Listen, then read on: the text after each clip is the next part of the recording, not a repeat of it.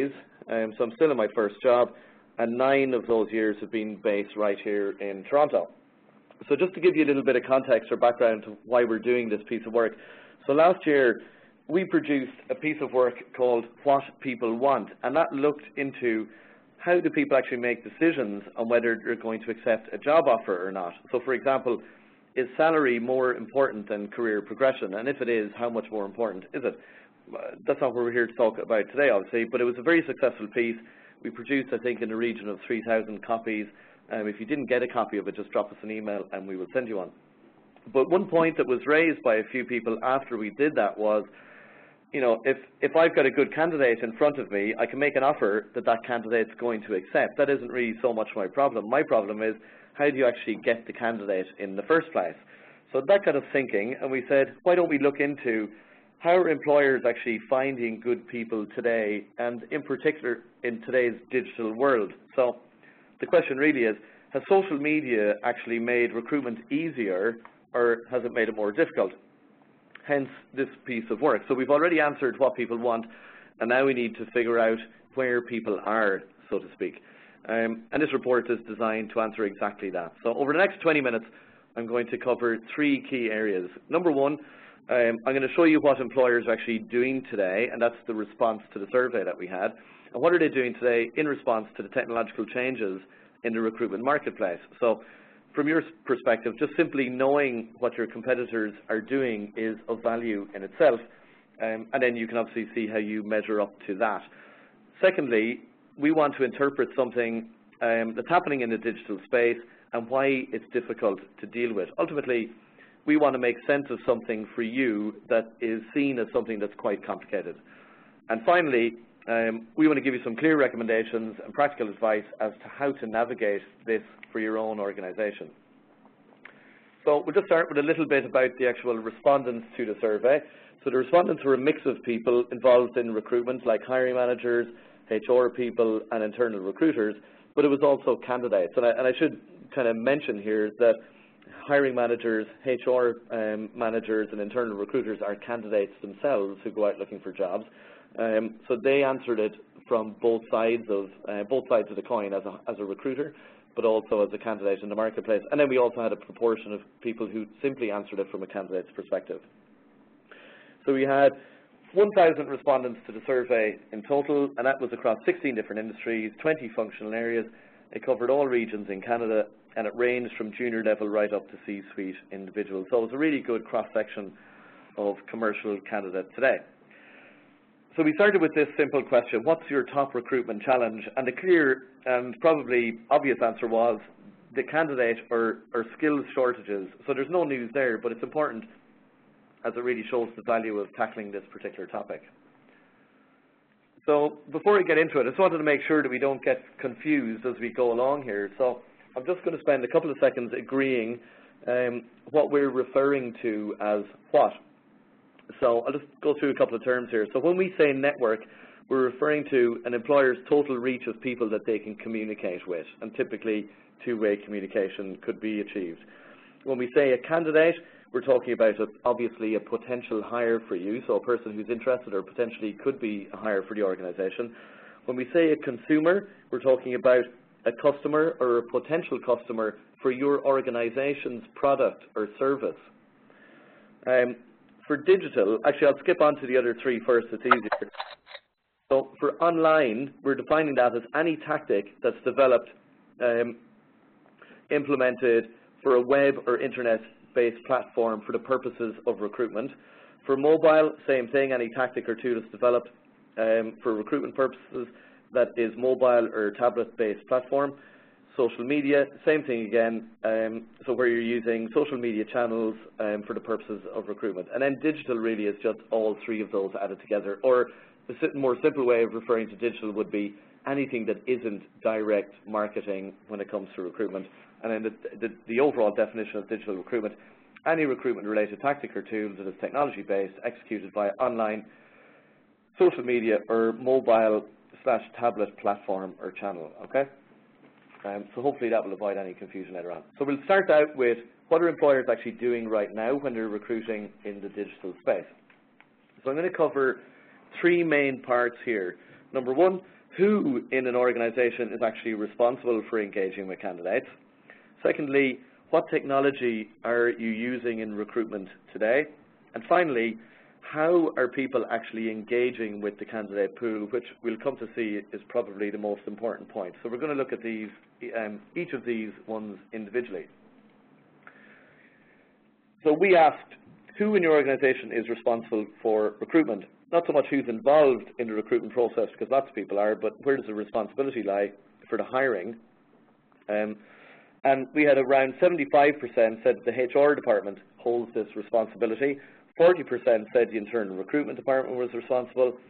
40% saying hiring managers, and obviously they could pick multiple choices here. 40% saying hiring managers, and another 30% saying company execs were responsible. And then 40% saying that recruitment firms like Hayes were accountable.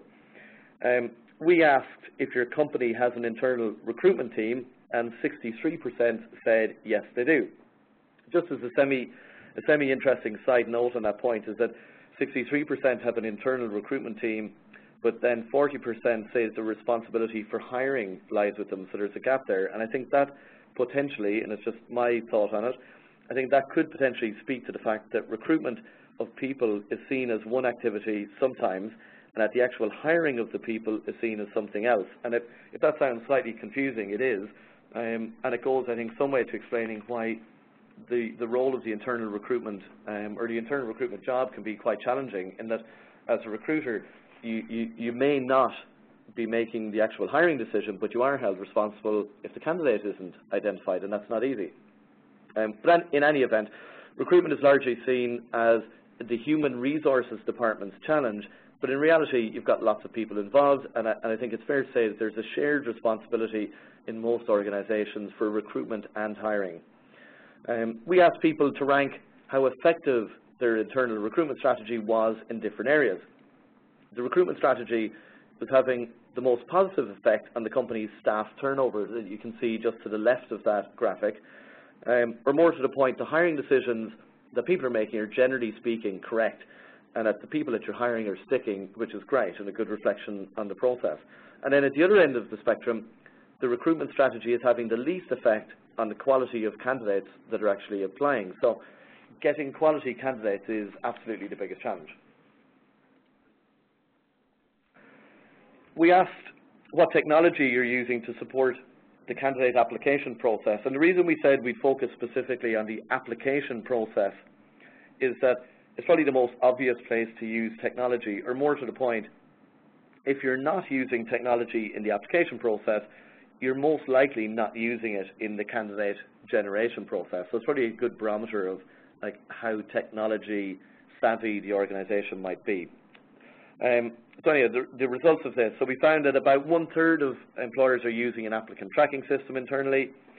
Half of employers, which is always interesting, are accepting digital profiles versus a traditional resume. So if someone sends an email in response to a job ad and they include a link to their digital profile, which could be in LinkedIn or from their personal website or whatever, half of companies would accept that as opposed to a traditional resume. You've got half have the facility set up on their website to allow people to attach their LinkedIn profile when they're going through the standard application process. And by that I mean they're on the website, they're clicking on apply. Is there a functionality for them to attach their LinkedIn profile to the application? Has that being created or not? And generally speaking, if it has, it makes the application be seen as being easier. We asked if your social media strategy was integrated with your own website, and 35%, yes it is. Or in other words, just to explain what we mean by that, can you see the company's social media activity on their own website? So for example, can you see the YouTube videos that they've created? Can you see the LinkedIn and Twitter feed on their own website, or are the two things completely separated? And as I said, there 35% said that that's integrated, and that's a pretty good sign. Overall, we said, is your website mobile friendly, and 40% of companies saying that it is, which is great, and that shows the need to make it mobile friendly if you haven't done that already. So you've got all things pointing towards companies seeming to know that they need it to make as easy as possible, and that technology can help with that. But at the same time, there's another way of looking at that, which is the majority of companies are not or don't know if they're actually using technology to support recruitment. Okay, how about how are employers engaging with the candidate pool? And we're just going to talk about the use of social media here for a moment. So we asked which channels you're using to recruit. 60% said they're using recruitment agencies. You've got between 40 to 50% using various things, so using job boards, and that could be generic job boards or niche job boards.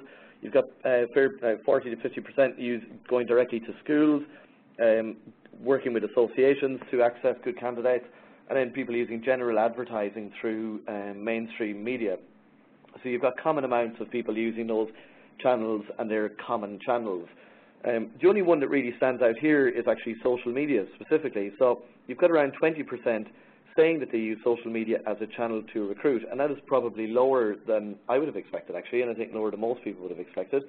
But an interesting point which we'll build on. We also asked, do you have a dedicated career page, and if so, where do you have a dedicated career page? 35% said that they do not have one at all, and then you've got about the same amount saying that yes, we have a dedicated career page on our own website. Under 20% have one set up on LinkedIn, and then it drops off quite dramatically, and you've got like negligible amounts really saying that they have them set up, career pages set up on things like Twitter or Facebook or Google+. And then an interesting 20% also saying they don't actually know if they have a dedicated careers page anywhere, which says something, I think, about how joined up a recruitment strategy could be in a company sometimes. Still on the same topic, so we also asked, how much of a following does your company have in social media? So not specifically to do with recruitment, it's just how many followers does your organization have? And 31% that they have, saying that they have in excess of 1,000 followers.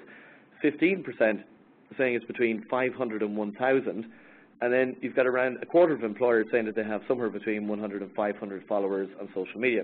So most companies there saying that they use social media in some capacity in their business.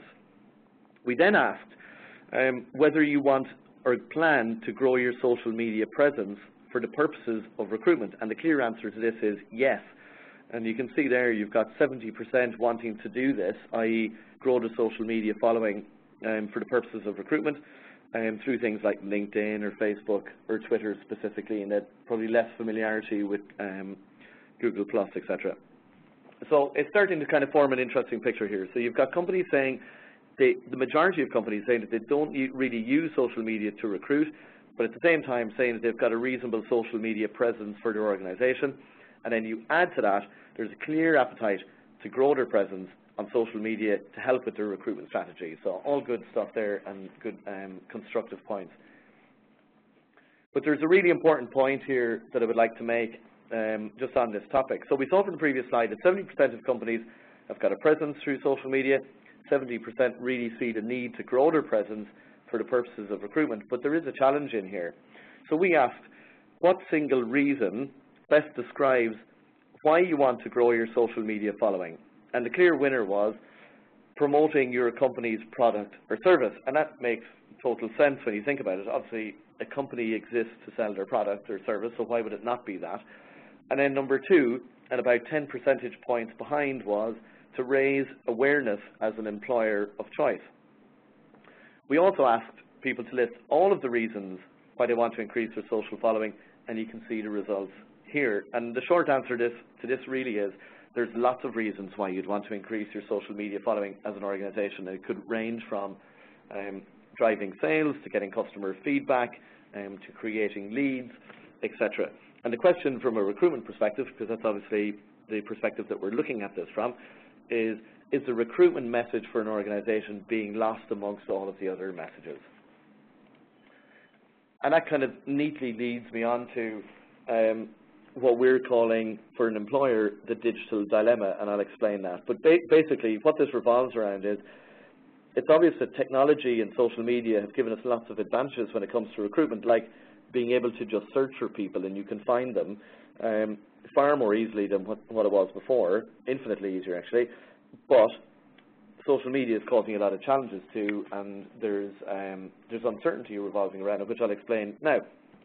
So we'll just start with the basic challenges facing employers today. So we asked what factors are hindering the success of your organization's recruitment strategy, and you've got the usual problem there at the top of there just not being enough good applications.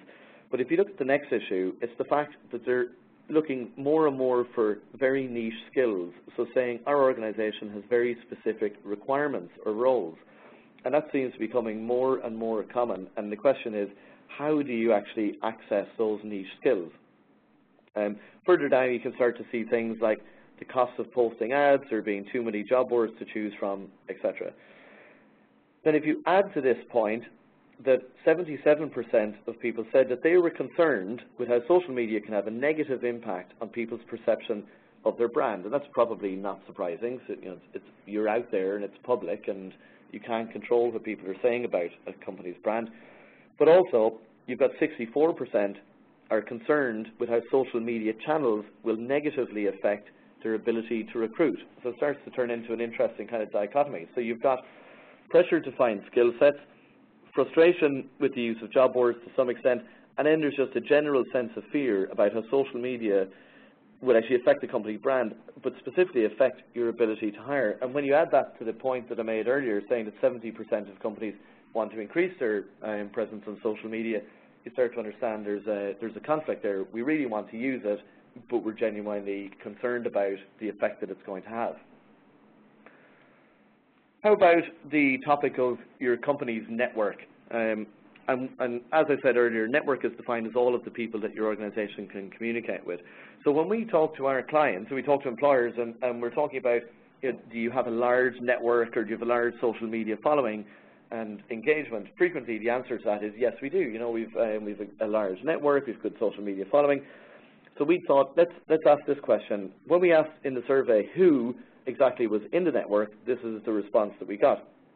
So the total circle here represents your company network in its entirety, so everybody in the network of the organization. And the majority, over 60% of the network, turns out that it's actually potential or current consumers of the company's products or service, which makes total sense. And then the remainder is candidates. It's about a third of the total network are candidates or potential candidates. And then we asked what proportion of those candidates are actually of interest, i.e. are they the right candidates? And we find about 2/3 of the candidates are either not relevant or of poor quality. So that means that in the total network for a typical organization, they're saying that approximately 10% of that network is actually useful candidates. So just to kind of explain this point, I'm going to use an example of an organization, a very, very impressive organization, I might add, Johnson & Johnson. So if you think about a company like this, so they've got a huge online presence, they have a major commitment to the use of social media. Just go on their website and you can see it. They're one of the most followed companies in the world, and they have a really, really great track record of engaging with their network.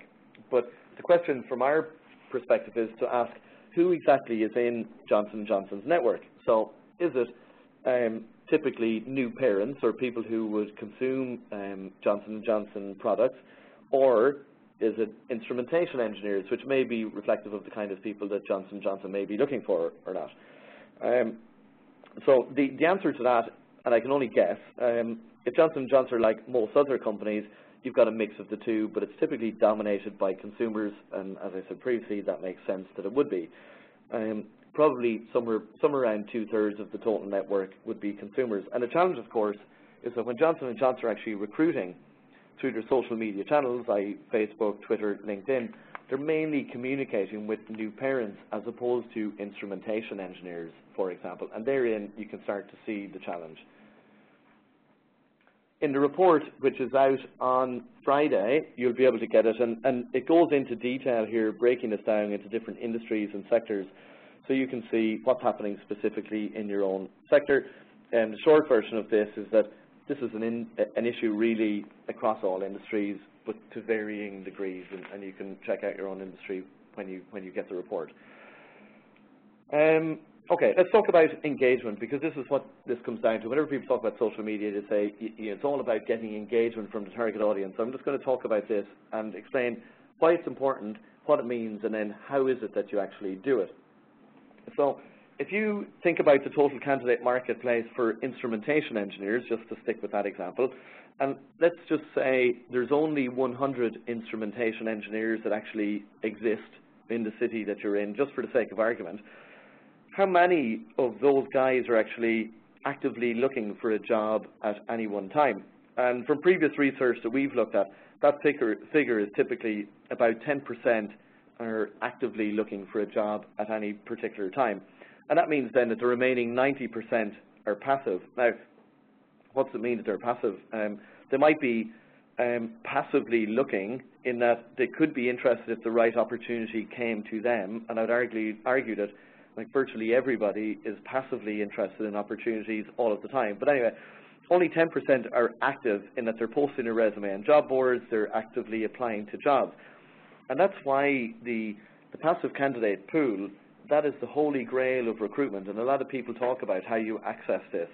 The problem, of course, as a recruiter is that you don't know which 10% are going to become active in the next year, and that means the only answer to it basically is that you have to somehow engage with as many of them as you can, or you could say all of them, which may or may not be possible, but as many of them as you can, for as long as you can, so that when they decide to move jobs, they actually come to you.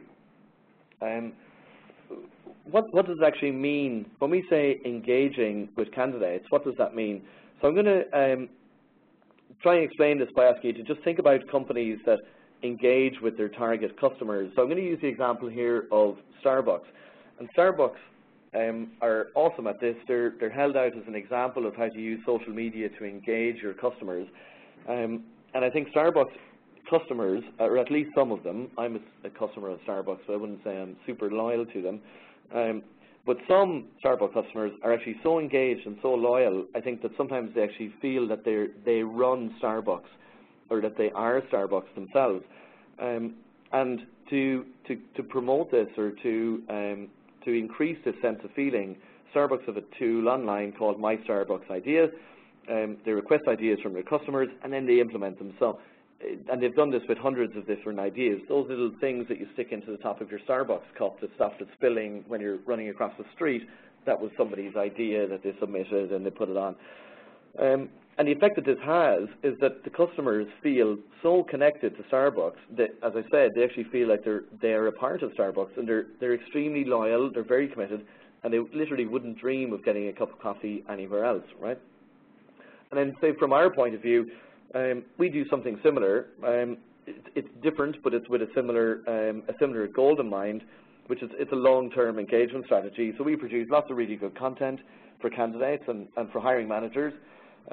We produce that content for people, and it's done to a quality where people are actually interested in it, and it's free, and it's constructive and useful for people. And we hold seminars like this, for example. And then over time, you can build a relationship, you build a trust with the organization, and then when that candidate decides to move, they will come to us looking for the job.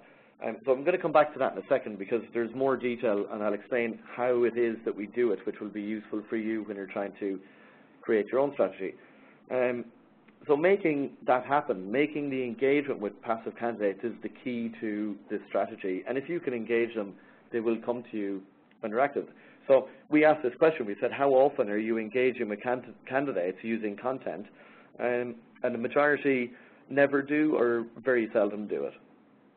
So you can see there's a big opportunity there. Excuse me. Then you've got the question of how exactly do you engage with them? What do you do? So if you go back to the example for Johnson & Johnson again, I'll try and explain this. So engagement is about getting a dialogue going with your network. And when Johnson & Johnson are tweeting or sharing or commenting and talking with their network, what is it that they're actually talking about? Are they talking about instrumentation schematics, or are they talking about, for example, baby powder? And it's dominated by the product. It's dominated, for example, by the baby powder as opposed to instrumentation topics. The baby powder will engage with the new parents, but it's not going to engage with the instrumentation engineer unless, of course, he's a new parent, but that isn't going to actually help recruit him, okay? So what's the answer, and how do you actually make sense of all this, and how do you cut through the noise out there and make yourself heard? So it's actually not, it's challenging, I must say, but it's actually not as complicated as it might seem. So I thought what we can do here is we can show you what we do, and I can start to give you an idea of how you can create a strategy. So I'm going to hand you over to Thea Watson, and Thea is our marketing director.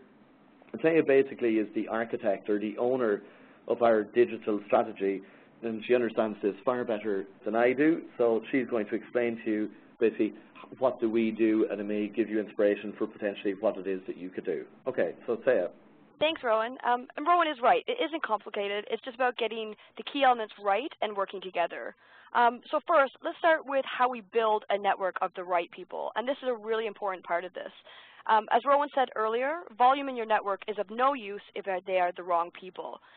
We here at Hays, put a lot of effort into targeting the right people to have in our network. Apart from the work our recruitment consultants do every day, we use our digital channels to help, drive and build this network of quality candidates. So how do we do this? First, let's start and look at our online channels.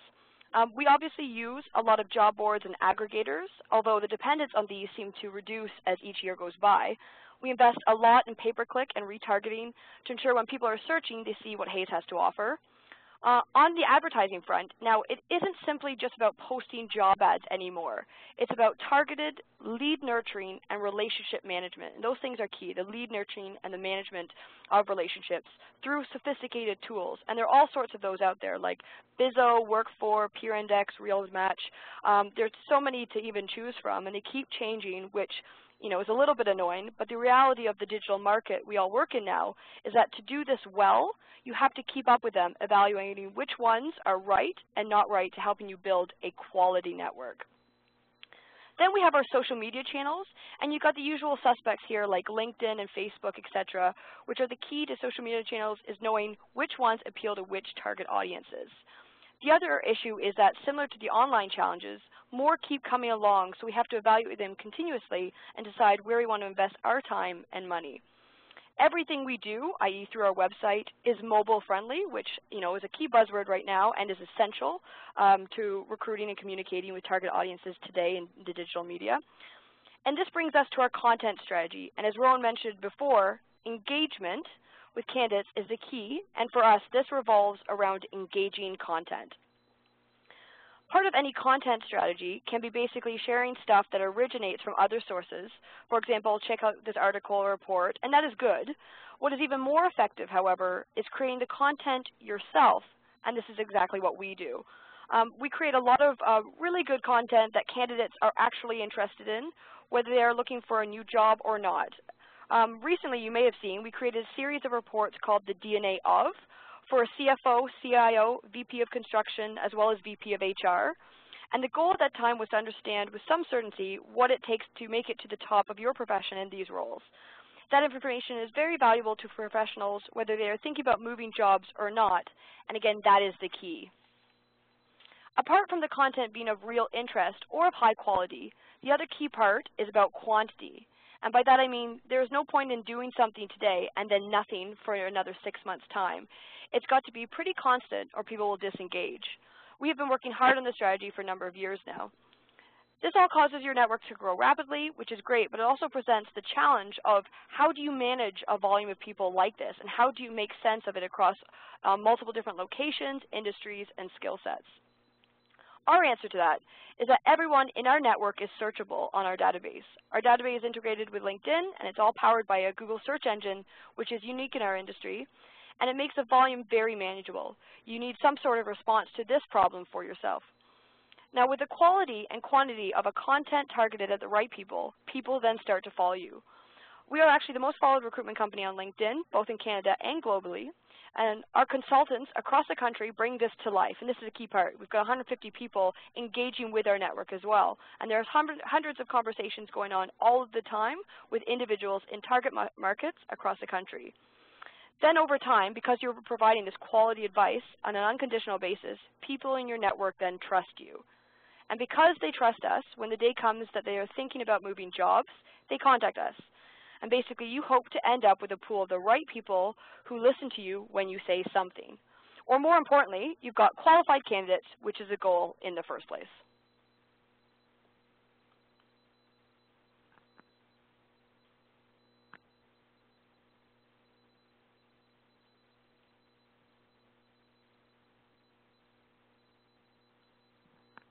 Rowan? Oh, sorry. I had it on mute. I was just being a well-behaved participant in the webinar. But anyway, so thank you for explaining it.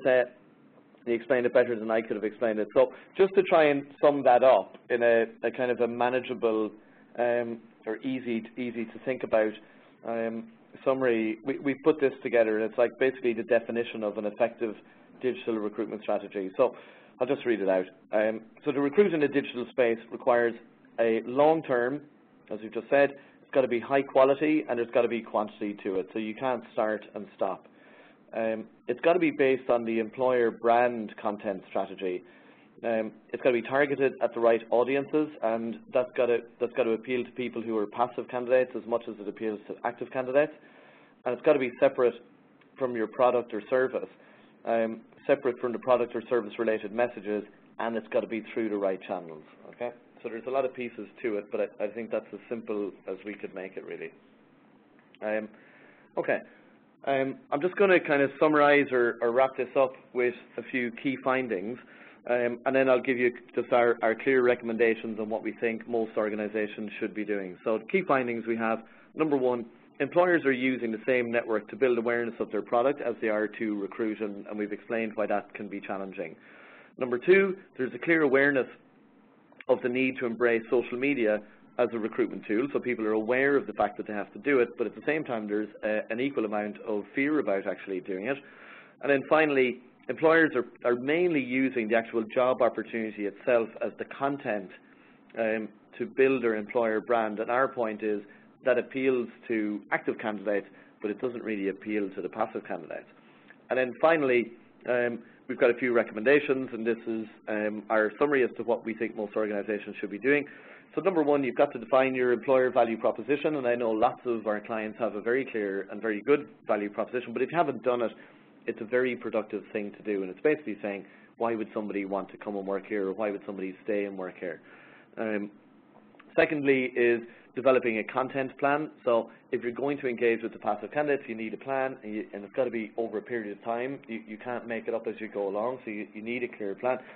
And then finally, you've got to build a network of the target candidates. It can't just be a network for the sake of the network's volume. It has to be the right kind of people. And to be able to do that, you've got to become au fait with the use of digital tools, because it's virtually impossible to do it otherwise. Just a final point. So we get asked this a lot by our clients, and they would say to us, how do we actually make ourselves heard, or how do we get these specific hard-to-fill roles filled? How do we deal with this challenge while we're actually running our own business at the same time? And in response to that, we've started to work with some clients to try and provide a specific solution, which we've called the Employer Brand Accelerator. So we can help with the defining of the message of why would someone want to work here, but you probably know that better than we do. But really, and most importantly, we can help clients with getting their opportunity in front of the right audiences. The objective, obviously, is to try and fill those really hard-to-fill jobs, but what you want to do at the same time is actually build your own employer brand in the process. And as I said, that's what we do all day, every day. The whole organization is designed to do that, so we can help. And you can see just some examples of the kind of stuff that we've done on the slide. And the key to this is that we're using our own clients' branding, but we're communicating it through our network. So it achieves putting the message in front of the right people, but it's building our clients' employer brand, which is the part of the objective, right? Anyway, so enough of that, but I'm happy to talk more about it if you're interested. So, okay, so that's the end of the key messages that we wanted to share. Thank you very much for dialing in and listening. And I really hope you found that useful, and you at least got one or two constructive ideas from it. So now we've got a couple of minutes to spare here at the end to answer any questions that you have. So if you do have a question, you can just type it into the chat box, and then I will read out the question, and then I'll do my best to answer it. Or if it's something that I can't answer, Taya, our marketing director, is still on the line, and she can help me with the answers.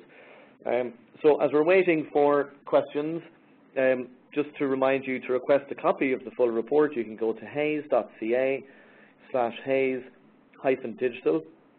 And as I said at the start, the full report will be released tomorrow. Also, we've recorded the webinar and we'll post that onto our YouTube channel. So if you want to get access to the slides, you can do that, and they're there for you to look at. And you can turn off the audio so you don't have to listen to me talking again.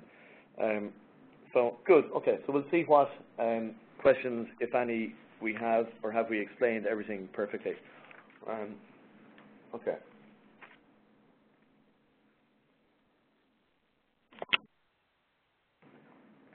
Okay, we have a question, so we'll go for it and see what it says. So the first question is, what's an EVP? What is an EVP? That was on the second last slide where we had, so we had mentioned what's an EVP. How do you develop an EVP? Okay, so an EVP is simply an employer value proposition, and I think it's really just it's a popular or trendy way to explain why would somebody want to come to your organization, or in more simple terms, it's actually what cards do you have to play to attract candidates to your organization. And it's an interesting thing. Our recommendation on how to do it is to ask different people in your organization, different groups of people, why did they come to work for your organization and why have they stayed? And what you'll find is different groups or different people have different views on this, and you think it's clear until you do the exercise, and then it turns out that it really isn't as clear as you thought. The other thing that we see happening is companies could have a value proposition which appeals to the people who've created that value proposition, probably the people who run the organization or who run the department. But where it falls down sometimes is where they're using that value proposition and taking it to a different target market. So if it's been created by people like me who are middle-aged, I suppose, I don't want to admit that, but say they're at that age, but it's being used to appeal to people who are in their 20s, frequently that doesn't work, right? So it's got to be an employer value proposition which should actually mean something to the people that you're targeting, okay? All right. Another question that has just popped up. So somebody is saying, how frequently do you need to post content to keep target candidates engaged? Okay, well, Thea is the expert on that, so you can answer that one, Thea. So how frequently do you need to post content to keep target candidates engaged? That's a really good question. So we try and get content out every single day. Now, that doesn't mean that we're sending out our own content and curating enough content to keep it going on a daily basis. I mean, that's a really difficult task. You also have a fine line of spamming people with too much information as well. So there's a fine line and balance depending on the size of your network. I think the best angle to go is ensuring that your content is targeted at the right people. So if there's opportunities for segmentation, that is good. But I think you have to have a presence on a daily basis. Joining conversations, sharing insightful reports, as well as your own information in a nice blend keeps your network engaged and keeps the quality and quantity high. Yeah, and I think it's also important that the content can't always be stuff that you're sharing that you've received from someone else, right? It can't be always, here's a great article that I've just read, or here's a good quote. Like, there's no harm in doing that, and it keeps it active. But there's got to be stuff that's actually coming from your own organization. Otherwise you're basically just a central point for interesting stuff, and it doesn't build your own employer brand. Yeah. Okay, good. Hopefully that answers that. Another question, what is the point of having your social media channels integrated with your website? So that is definitely a question for Saya. So what's the point of having your social media channels integrated with your own website? There's a couple points to this. One, it helps build a brand association with your website. So if you've got career-related social channels, for example, and then you have a career section, as we said in the webinar, 35% people have a careers page or section on their site. You want to bring people into your own environment. So people could be following things that are getting shared within LinkedIn, but then by bringing them into your website helps them engage with your brand and build that association, and then they'll be paying attention to you more on a longer term. So it's just, again, building that awareness and the association with your brand, and it makes it more easy for you to lead capture as well. Okay. And one other one, I think, which is going to be for you again, actually. So would you recommend employers having 2 streams of social media channels, so one for products and one for recruitment purposes? So, for example, do you need to have 2 Twitter accounts? I would actually. This obviously comes down to, can you produce enough content to separate the two? But if you can, I think the recommendation would be to have separate channels. That way you're building then a network of candidates outside of your consumer audience, like we were talking about in the webinar. We do here, we've got our Hayes Canada Twitter account, which is talking about our services, and then we've got our careers at Hayes Twitter account that, for example, that's talking about what it's like to work at Hayes, talking about our EVP and more internal sales messages about what a great organization we are. So I think it is really important to be able to separate those messages, but I would highly recommend having a content plan in place before you go down that route of creating new channels. Okay. I think that's it. There are no other questions. So hope that's been productive. That's all we have time for. So thank you very much again for joining us today, and thanks to everybody who contributed to this piece of work. If you have any questions, or if I can be of assistance anyway, just drop me an email, rowan.o'grady@hayes.com, and we will do our best to help. Okay. Thank you very much. Have a very pleasant rest of the day.